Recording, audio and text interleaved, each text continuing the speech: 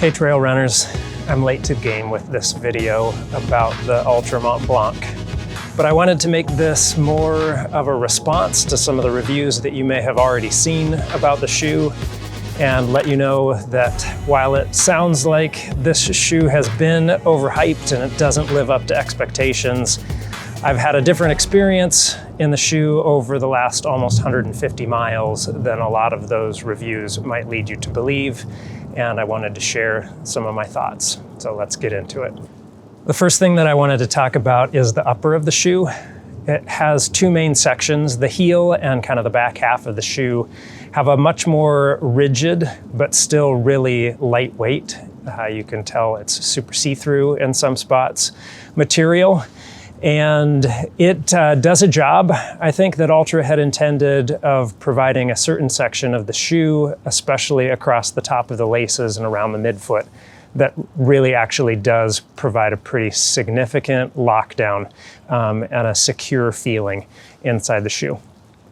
On the other hand, the front of the shoe, the area of material around the forefoot, definitely is super stretchy. It's really lightweight, very breathable, and I've found that it's been incredibly comfortable on my feet. It gives me a great feeling of being able to just have plenty of room and never be restricted. There are some downsides to that material. It definitely doesn't give a snug fit in the forefoot and give a strong sense of security there, especially when running downhill, or if the shoes and your feet and your socks have been wet. There's some serious sliding around within the shoe, but I've run up and down some pretty technical trails in the Mont Blancs over the last several weeks, and the experience for me has not been a bad one. I've been wearing the Mont Blancs to climb up and down quite a bit of seriously technical trails. I did a run that was under 8 miles and 3,400 feet of elevation gain. I've done a lot of climbing up and down rocky and rooty terrain, and I would say the trade-offs are worth it. The comfort at the front of the shoe for the toes and the area around the toes is worth not feeling 100% secure. Maybe sometimes having to slow down just a little bit on descents to be a little bit more careful about how my feet are landing is something that I've been okay with. When you look at the front of the shoe, you get the impression that the toe bumper is almost purely cosmetic. And while there is a layer of material on the inside of the shoe, I would say that that impression is basically true. On the other hand, I've kicked quite a few rocks and roots at fairly high speeds as I've been out on the trails around Juneau, and never once have I come away with lingering toe soreness. At the end of any run, or even midway through the runs, right after having kicked rocks and roots, I haven't had any issue at all with my toes feeling bruised. There really is not much to say about the laces that come with these shoes. I did use them for about 30 miles, and they were manageable as long as I laced certain parts of the shoe a little bit looser. But that meant sacrificing even more on lockdown, especially near the forefoot, in order to not leave myself feeling bruised by areas around the eyelets of the shoes or by the laces themselves. Once I got back home from a trip, I swapped out the laces to some flat laces from an old pair of Lone Peak 6s that I already had put well over 400 miles in the shoes, and they were ready to retire. As soon as I switched to flat laces, especially those from the Lone Peak 6s that are still fairly rigid, they don't stretch a lot, I was able to cinch down the shoes, get a much better lockdown, and still basically not have to worry at all about how the laces would feel on my foot, even on runs that were well over 10 miles. The headline issue with these Ultra Mont Blancs has been the heel lockdown. And I I'm definitely not here to say that the reviewers who have talked about the failing in the shoe in that way are wrong. There is definitely something about this heel that leaves quite a bit to be desired. On the other hand, when it comes to the trade-off in weight and for apparently certain foot types, the heel really actually does provide significant lockdown in the times when you want it most. Altra is using a material on the padding and the area around the padding in the heel that grips tight to my heel at the back of the foot whenever my foot is pressed up against the back of the shoe. So I would say that probably the most critical time for having a good heel lockdown is when you're climbing uphill. And during ascents, I've had absolutely zero heel slippage in the Mont Blancs. And they've been surprisingly stuck to my foot, especially after everything I heard in the months that I put off buying these shoes, thinking there's no way I'm gonna spend that much money on a shoe that can't go up and down the trails that I run almost every day here in Juneau. The time that the heel doesn't lock down is in the descents. And so descending technical trail is definitely a shortcoming in the Mont Blancs. Everything that Altra has sacrificed in order to achieve the comfort, the flexibility, the high stack height in the midsole, and the lightweight really seems like it has come to a head in going downhill and feeling secure. If I was trying to race a 5K with lots of twists and turns over technical trail here around town in Juneau, the Mont Blanc would not be a top choice for me.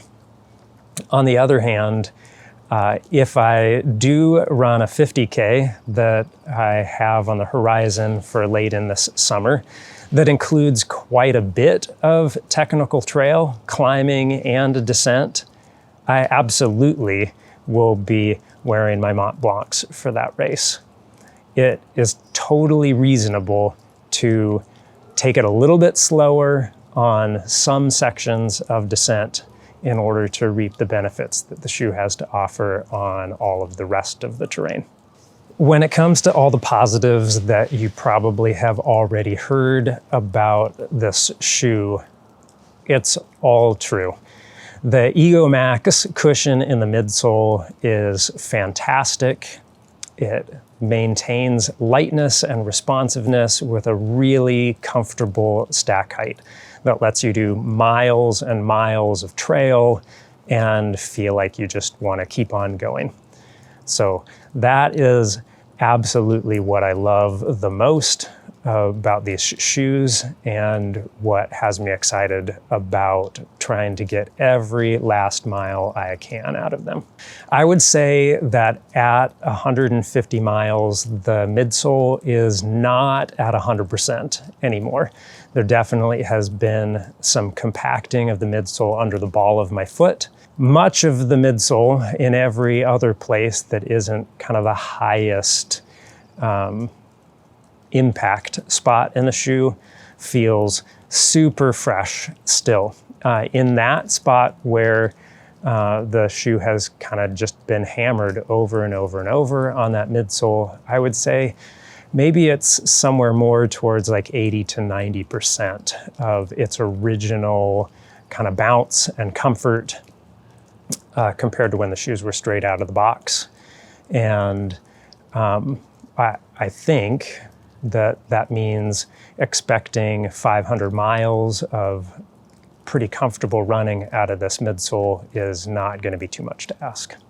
The Vibram light base that Altra decided to use on this outsole is absolutely perfect for me. I've actually run in some shoes with Vibram Mega Grip that almost felt like they were too grippy, that the lugs, grabbed onto parts of the trail, the rocks that I was trying to navigate through in a way that kind of put me off balance, and hooked on to things that I didn't want my feet to hook onto, and I kind of wanted to move past.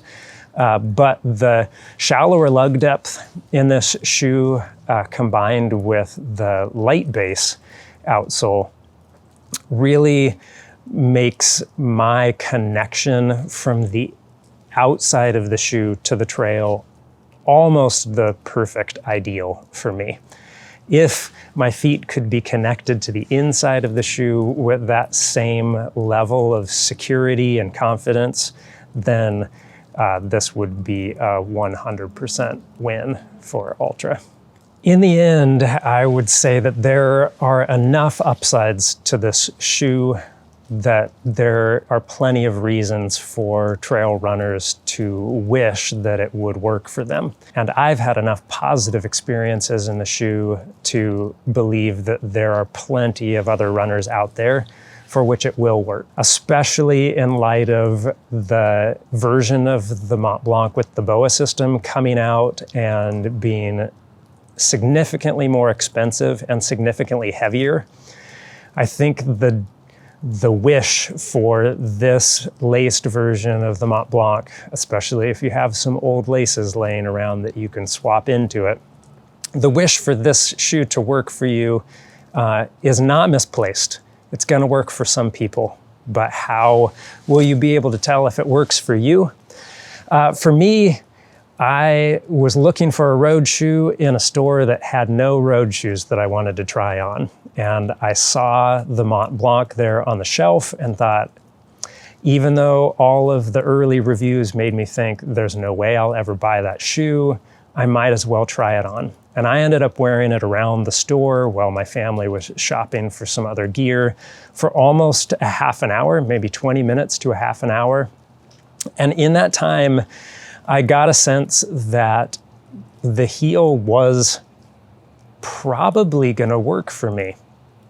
At least it would work for me on trails that were less technical and where I was really just trying to rack up comfortable mileage. And so that was what sold me on giving it a shot. I would say runners who are committed to zero drop, runners who love the foot-shaped toe box of Altra and are really wishing for something that's lightweight and race ready should definitely keep their eye out for this shoe to go on sale.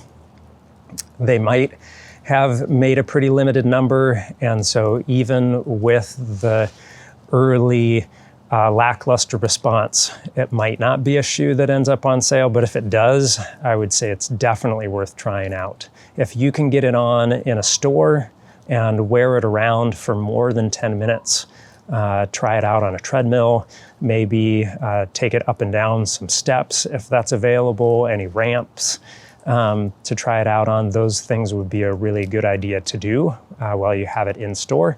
And alternatively, if you have a retailer with a great return policy, that would be another way that I would say it would be worthwhile to try out the Altra Mont Blanc and see if it is a fit for your feet.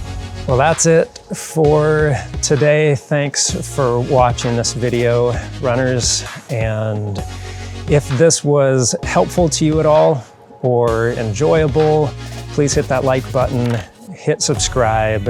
It really helps the channel out a lot, helps me know how to move things forward here. I've said before, this is definitely not gonna be a shoe review channel, might not be fully geared towards running, but I hope to keep on putting out videos that can be helpful and meaningful for you. So tune in next time. Peace.